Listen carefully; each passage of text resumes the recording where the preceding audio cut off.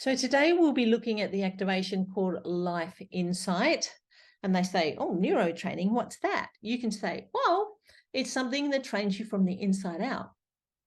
And the more you do it, the better you get. So the more that you use these processes in the activations, the more you're going to remind your nervous system to come out of the supportive habits.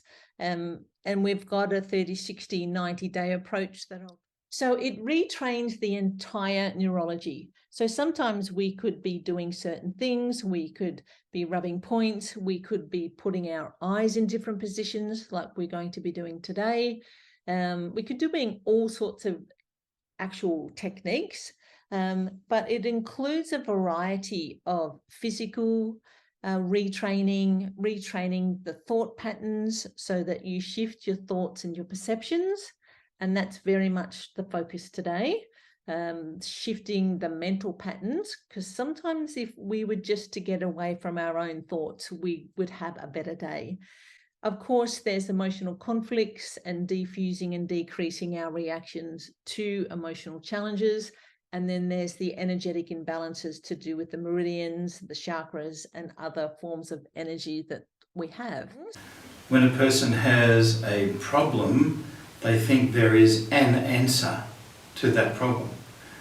So they get it into their head that, well, maybe if I find the right person with that right answer, they can give me that answer and I'll get better. But actually it doesn't work that way. Who would like to have a go at describing what they think adaptation is? Someone have a go. How it works really is that your nervous system is adapting to all sorts of influences over a long period of time. And sometimes we get it right and sometimes we don't get it right. The end result is that we're living within a conditioned environment internally.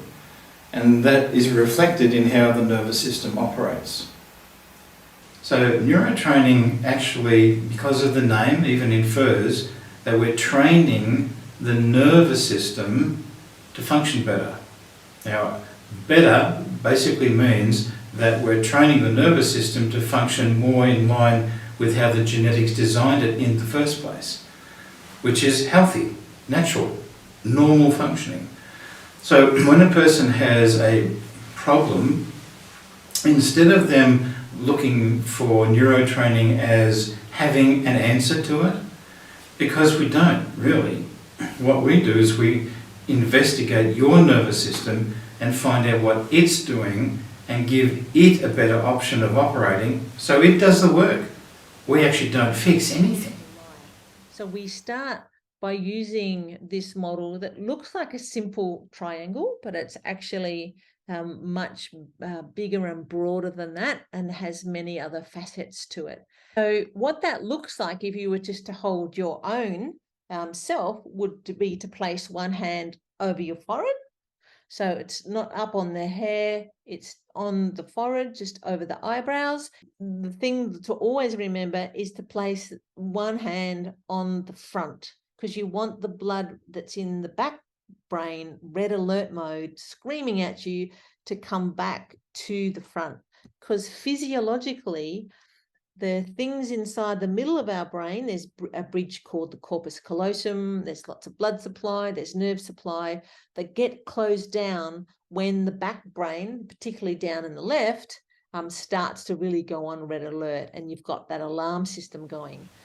So knowing that, having the concept that there's a precluded idea of what neurotraining works on is a false thought, because it works on everything and it works on nothing, because we're just helping your nervous system to function better, and it's your nervous system that works on whatever the function is, or the dysfunction in fact, that's going on inside you. So a person can have a cold, so they think they need to go and take some pills, but it wasn't pills that gave them the cold in the first place.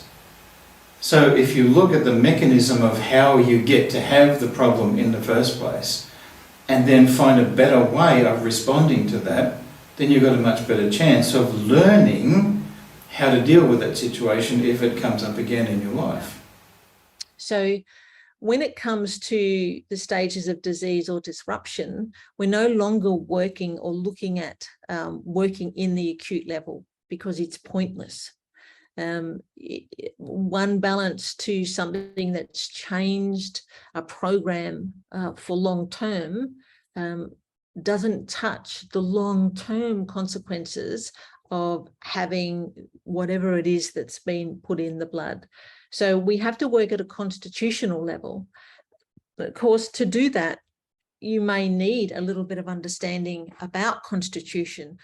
So in many ways, neurotraining is literally training your nervous system, your immune system, all of your systems actually, to be prepared for what eventually will happen again. Because life's like that, things happen over and over and over. But if we keep the same reaction to the same thing every time, we're going to end up with the same result. So I think that was a definition of crazy, thinking that something's going to change, but you don't change your response to the things that happen in life. You just respond the same way, expecting change to happen, and it's not going to. So this activation, along with many other of our activations, is about resetting, retraining, and repairing the immune response to different substances that you or others that may react to. And it's an overreaction that we're dealing with.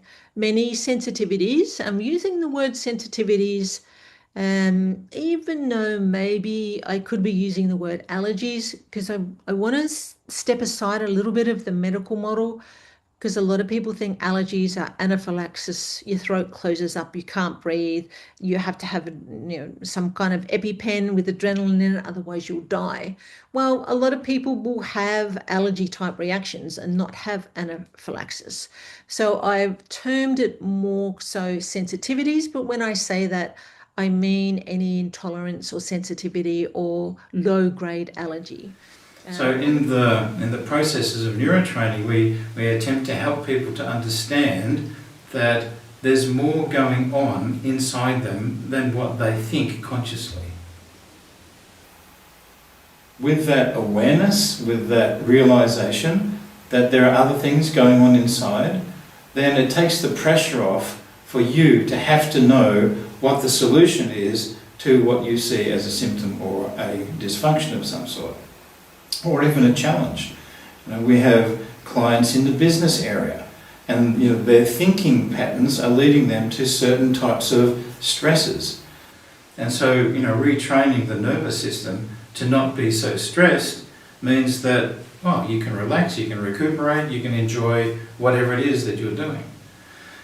So the concept that if you have a problem, there should be a solution is wrong. Just scrub it. Forget that. If you have a problem, it means that you're dysfunctional in some activity level somewhere in your body. So we just find where the dysfunction is, and we help your nervous system to overcome that naturally in ways that are already built into our bodies. It's actually really interesting because a person will come to me with their problem, and I will muscle check them and find out from them what they need to fix their problem. So then when I do that, their problem disappears. Now, isn't that strange? I mean, why doesn't a person just do what they have to do to get over their problem in the first place? Well, basically it means that the problem is over here and the solution is over here, but they're not connected. So all we do really in training the nervous system to function better is to make better connections. Right? When the connections are made, we have access to our own solutions. And that's pretty amazing, because even if we don't have access to the immediate solution, this process can show us what you do need to be able to make a connection, even if it's an external one, like taking a herb or a homeopathic, or getting a massage, or going to a chiropractor, or whatever it might be. But it could be anything. But what determines that is what's happening in the person, not what's happening in neurotraining. Neurotraining does not diagnose anything, because there's no point. It's how a person is doing what they're doing that's making the problem. So we change how they're doing what they're doing, and then there's no problem. So we don't have to diagnose anything because there's no need for it.